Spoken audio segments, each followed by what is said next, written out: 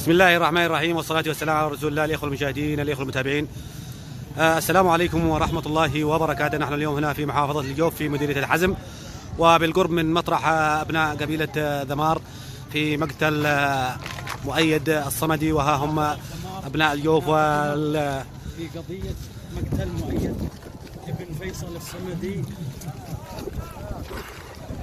ها هم القيادات من الهرم، السلطة، حكومة وأعيان ومشايخ وشخصيات اجتماعية، وجميعا من أبناء محافظة الجوف جميعا، وهناك ناس من محافظات أخرى أتوا وقدموا.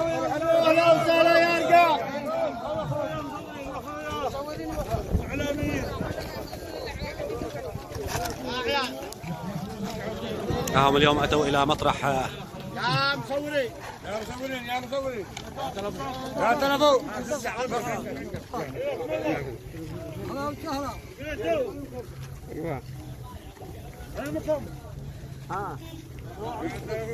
ايوه والله في الجو يا بنت غير من الصلاة ترفع مطرحكم والحرب اللي فيكم وقعنا قبل يوسعكم وانتوا ناس من جلدتنا كنت هذا السنة تقاتل نفس المحرمة مو من حد تقتل نفسه تتبرى من قبائل الجوف وعلى الدولة متابعته والغزلها بجانبها ومثل ذا في مطرحكم سلتين بنادق من الدولة ومثل ذا الكلام ولا ريت وشر.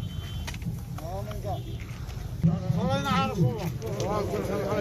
أهلا وسهلا بكم وبعلمكم. احنا أصحابنا وأخوتنا حكمة خيموا هنا، وطبعا هم قدم فجار يخدموكم هنا في داخل الجوف. وعلى ما أعتقد أنا أن الابتزازات والمشاكل والإشكالية تحصل بشكل مستمر عند من؟ عند التجار.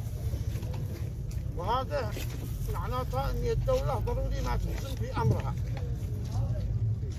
في نفس الوقت طرحتوا على أساس أنه الله يرفع عين من الدولة وأيضا من القبيلة، وطرحتوا كلام صح أن أنتم متخلين متبرين من القاتل، والدولة ملزمة إلزام كامل بإيش؟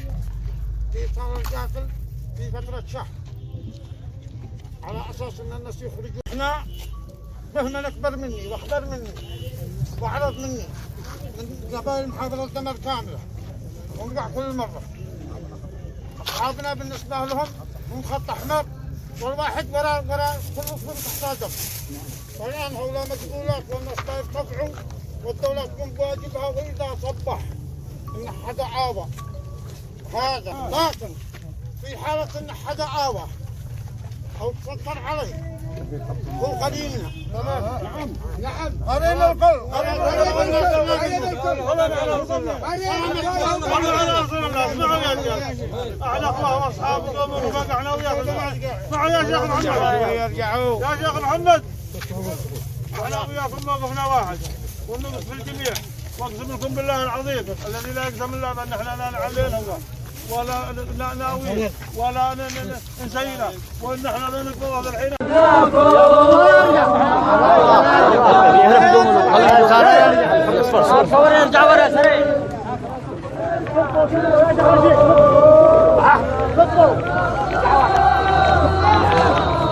اليوم في استقبالنا